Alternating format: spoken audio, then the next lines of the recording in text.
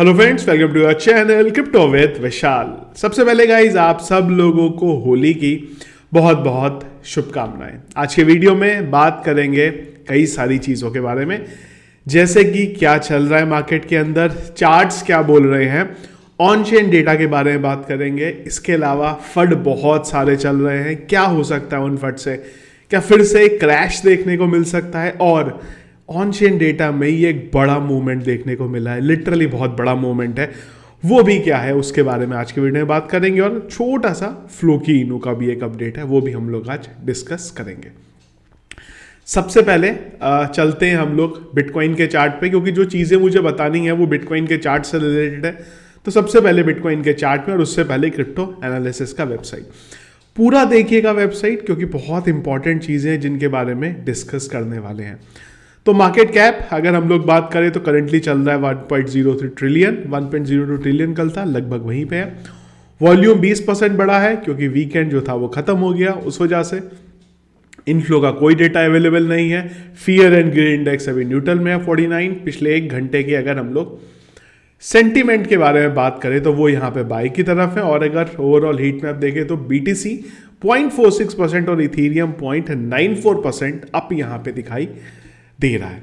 एक घंटे के चार्ट में अगर हम लोग देखें तो खतरनाक साइडवेज मूवमेंट यहाँ पे BTC के प्राइस में हमें देखने को मिल रहा है। ये एक लेवल था जो मैंने ड्रॉ किया था हमारे लास्ट वीडियो में भी, तो इसको BTC जो है तोड़ने की कोशिश कर रहा है, पर कोई कैंडल ढंग से क्लोज इसके ऊपर नहीं हो रही है, ढंग से बन वहाँ पे नहीं पा रही है। वही चीज़ यहाँ पे देखने को मिल रही है।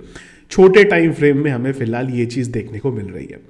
थोड़े बड़े टाइम फ्रेम में आते हैं, फिलहाल 4 आवर के चार्ट में आए तो यहाँ पे भी अगर आप देखो ना, तो ये हमारा जो एरिया था जो अब हमारे लिए रेजिस्टेंस जोन का काम करने वाला है, BTC फिलहाल वहीं पे एग्जैक्ट उसी लाइन पे मंडरा रहा है, हल्का फुल्का ऊपर नीचे। अगेन यहाँ पे भी अगर आप देखें तो पूरे का पूरा जो है साइडवेज मूवमेंट हमें दिखाई दे रहा है। पर बड़े टाइम फ्रेम में अगर हम देखते हैं तो चीज़ें थोड़ी अलग हमें यहाँ पे दिखाई दे रही हैं। कल मैंने रात को भी टेलीग्राम पे और बाइनेंस फीड दोनों पे ये चीज़ के बारे में अपडेट कर दिया था कि यहाँ पे जो हमें पैटर्न दिखाई दे रहा है, इसको हम लोग बोलते हैं असेंडिंग वर्डिंग वेज जो बन रहा है यहाँ पे। इसका मतलब ये है कि अगर BTC हमारा ऊपर की तरफ अपवर्ड मूवमेंट हो रहा होता है, ये आप यहाँ पे देखते तो बार बार, इधर मैं चार्ट में आपको एक्सप्लेन करता हूँ, यहाँ पे ये देखिए, तो यहाँ पे हम बार बार इस लाइन को टच कर रहे हैं, सपोर्ट हमें यहाँ पे नीचे मिल रहा है। तो नॉर्मली इस चार्ट में इस तरीके में यही होता है कि हम लोग इधर इसको टच करते हैं, इधर करते हैं, और उसके बाद हमें नीचे की तरफ मूवमेंट हमें यहाँ पे देखने को मिलता है। पहली चीज़ तो हमारे पास यहाँ पे ये आ गई। दूसरा एक और चीज़ मैं आपको यहाँ पे दिखाना चाहता हूँ, वो नॉर्मली एक और पैटर्न है यहाँ पे, वो ये है कि जब BTC हमारा अगर अपवर्ड मूवमेंट पे अगर आप देखेंगे जा रहा है और RSI हमारी नीचे की तरफ जा रही है, तो ये एक बेरिश मूवमेंट यहाँ पे होता है। तो ये दोनों चीज़ें अगेन छोटे टाइम फ्रेम पे हम लोग बात नहीं कर रहे हैं, इस चीज़ के बारे में ध्यान रखिएगा।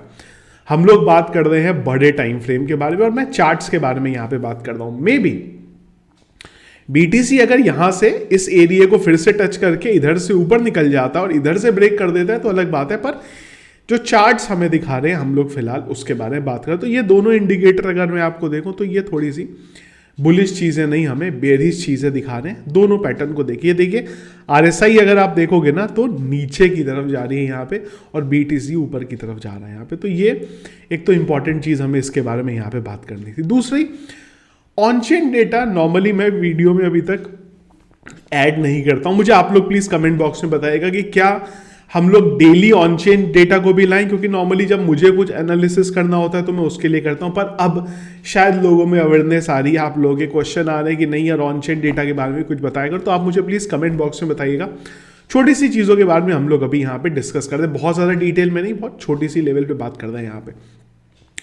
एक छोटी सी चीज़ अगर आप यहाँ पे देखेंगे तो हम लोग जो अभी, और मुझे प्लीज़ कमेंट बॉक्स में बताइएगा अगर ज़रूरत पड़ेगी तो एक डेडिकेटेड वीडियो हम लोग टूल वाइज भी कर सकते हैं। यहाँ पे मैं यहाँ पे इनटू द ब्लॉक का यूज़ करता हूँ, डिटेल में हम लोग कैसे इनटू द ब्लॉक चलता है इन सबको हम लोग भी डिस्कस कर सकते हैं। तो देखिए ये चीज़ यहाँ पे ये दिखा रही है कि ये वाला जो एरिया था ना, इस वाले एरिया पे हमें बहुत ज़्यादा सपोर्ट हमारे पास नहीं है। ये एरिया है 21,780 से लेके 21,000 आपका 980 के नियर अबाउट वाला लेवल। अगर मैं इसको चार्ट में देखता हूँ ना, तो ये हमारा, अगर हम लोग इधर आ जाते हैं, ये वाला एरिया हमारा 21,800 से 900 वाला एरिया, तो 21,800 से 900 वाला एरिया, तो ये वाला जो एरिया है ना, ये इस जगह के लिए यहाँ पे बता दें, क्योंकि अगर आप देखो तो बहुत हल्का फुल्का सपोर्ट हमें यहाँ पे मिला है। इसके अकॉर्डिंग जो एक्चुअल में सपोर्ट है वो है हमारा 16,700 से लेके 21,700 के बीच का यहाँ पे, और ये वही हमारा एरिया यहाँ से चालू लगभग इधर के तरीके से चालू हो जाता है, और ये इधर नीचे की तरफ हमारा ये यहाँ पे जाता है। मैं ये नहीं बोल रहा हूँ यहाँ जाएगा, मैं खाली ये बता रहा हूँ कि अगर प्राइस मूवमेंट हमें यहाँ से थोड़ा डाउन तरफ मिला तो इस जगह पे हमारे पास सपोर्ट संभालने के लिए नहीं है, फिर हम लोग यहाँ पे नीचे की तरफ यहाँ पे आ जाएंगे। क्यों मैं ये चीज़ें आपको बार बार बोल रहा हूँ यहाँ पे कि ये चीज़ें थोड़ी खराब लग रही हैं, उसके पीछे दो रीज़न है गाइस। एक तो है यहाँ पे सिल्वर गेट वाला इशू, क्योंकि वो इशू ना बढ़ता जा रहा है। सिल्वर गेट का जो प्राइस था स्टॉक का वो थोड़ा बढ़ने लगा है अभी, पर चीज़ें थोड़ी बड़े लेवल पे यहाँ पे हो रही है। अब जो अपडेट आ रहा है वो व्हाइट हाउस तक में यहाँ पे जो सिल्वर गेट का इशू हुआ था, हम लोगों ने डिस्कस किया था, वो चीज़ अब वहाँ तक कवर हो रही है।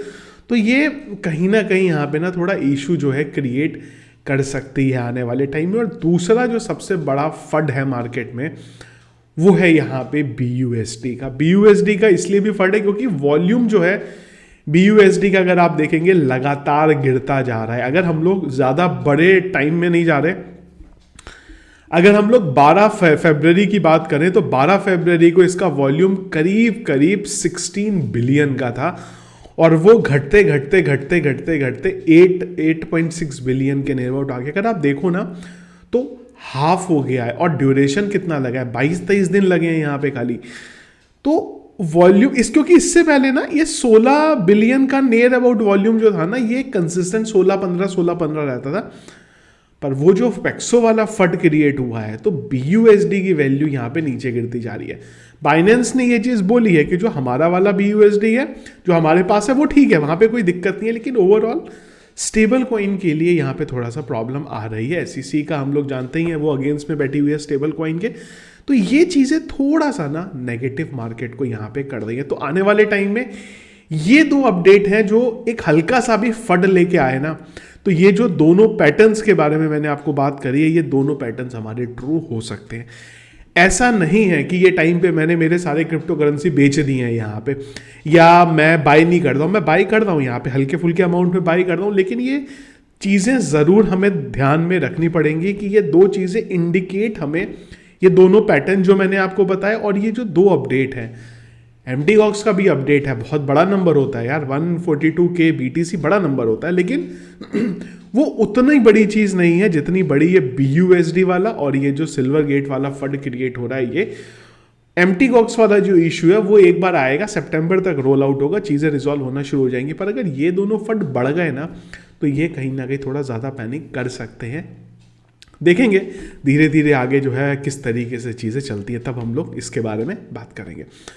अगली बहुत एक इंटरेस्टिंग चीज़ मुझे देखने को मिली चार्ट में, वो मैं बात कर रहा हूँ अब यहाँ पे क्वांट के बारे में, क्रिप्टो क्वांट के बारे में मैं बात कर रहा हूँ यहाँ पे गाइस स्टेबल कॉइन की। यहाँ पे स्टेबल कॉइन का जो इनफ्लो नेट फ्लो है ना, वो अगर आप देखेंगे ना तो कुछ बढ़ने सा लग गया है यहाँ पे। मैं यहाँ पे 4 मार्च की बात करूँ तो मैंने ये देखा, अगर आप देखोगे तो 1.3 या फिर आप इसको 1.4 बिलियन बोल सकते हो इन नेट फ्लो जो है वो आपको एक्सचेंजेस की तरफ दिख रहा है।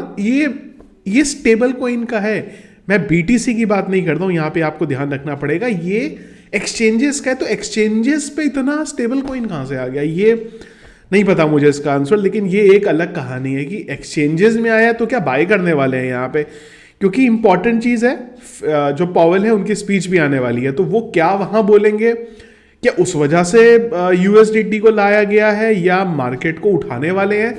अगेन अब आप बोलेंगे यार यहां तो मैं आपको इंडिकेटर की बात करता हूं, मार्केट नीचे गिरेगा, मैं यहां पे बात कर रहा हूं स्टेबल कॉइन मार्केट में आए। अगेन चीजें थोड़ी अलग तरीके से चल रही है यहाँ पे। इतना बड़ा नंबर, बहुत बड़ा नंबर है ये, नियर अबाउट 1.4 बिलियन के स्टेबल कॉइन आना, एक्सचेंजेस में होना अपने आप में बहुत बड़ी चीज है। पता नहीं क्या इसके पीछे के रीजन है कि यहां से कुछ मैनिपुलेशन की वजह से है या जो भी है ओवरऑल, पर ये चीजें थोड़ा सा अभी चिंता का विषय जो है ये बनी हुई हैं।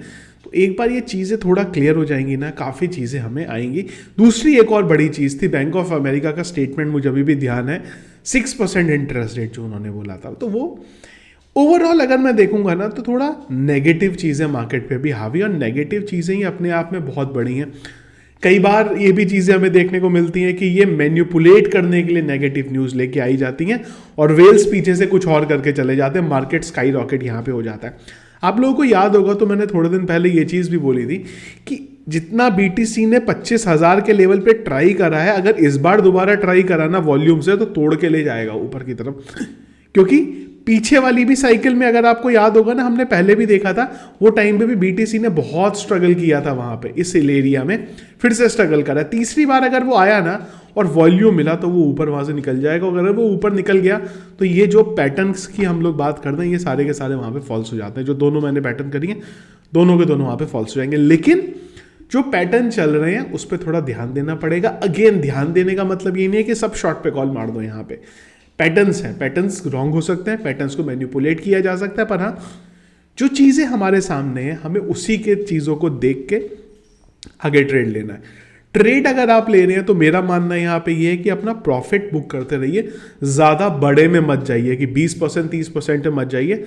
थोड़ा बहुत भी 5-10% का प्रॉफिट अगर मिल रहा है कहीं पे, उसको निकाल लो, खत्म करो। यहाँ पे मैंने बेबी डॉज की मैंने आप लोगों को बताई थी, पहले मैंने बोला था बेबी डॉज में सेल आउट नहीं करूंगा, पर अब मुझे प्रॉफिट मिल रहा है, मैं निकाल रहा हूँ। बिटगट ने कल पंप लिया, मुझे प्रॉफिट निकला, मैं निकाल रहा हूँ। तो मुझे लग रहा है कि थोड़ा सा अगर अपने पास स्टेबल कॉइन थोड़ा सा है ना, तो थोड़ा सा बेटर रहेगा अगर मार्केट यहाँ पे क्रैश होता है तो।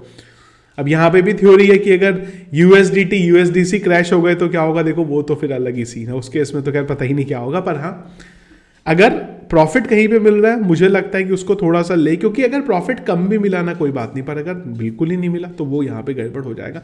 तो ये चीज़ें मुझे फिलहाल अभी मार्केट में यहाँ पे देखने को मिल रही हैं। आप लोगों का क्या ओपिनियन है, कमेंट बॉक्स में ज़रूर बताइएगा। और ऑन चेन डेटा क्या हम लोग डेली इसको वीडियो में इंक्लूड करें, इस चीज़ के बारे में मुझे एक बार जरूर कमेंट बॉक्स में बताइएगा। तो ये था गाइस आज का वीडियो, आज का अपडेट। इसके अलावा जो भी दिन भर अपडेट रहेंगे वो आप जानते हैं, हम लोग बात करेंगे, हम लोग डिस्कस करेंगे उसको टेलीग्राम के चैनल पे और ट्विटर पे। जिसके लिए टेलीग्राम को ट्विटर को ज्वाइन नहीं किया है, वीडियो के डिस्क्रिप्शन पे लिंक मिल जाएगा, वहां से आप उसे ज्वाइन कर सकते हैं। जो भी कुछ आप लोगों को शेयर करना हो, आप लोगों के फीडबैक हो, इवन नेगेटिव में हो इवन पॉजिटिव में हो, वो जरूर मुझे एक बार कमेंट बॉक्स में बताइएगा। देखिएगा इस वीडियो पसंद आया आपको, इसको लाइक और शेयर जरूर कीजिएगा। चैनल में अगर आप नए हैं, फर्स्ट टाइम वीडियो देख रहे हैं, जरूर चैनल को सब्सक्राइब कर लीजिएगा। Thank you friends.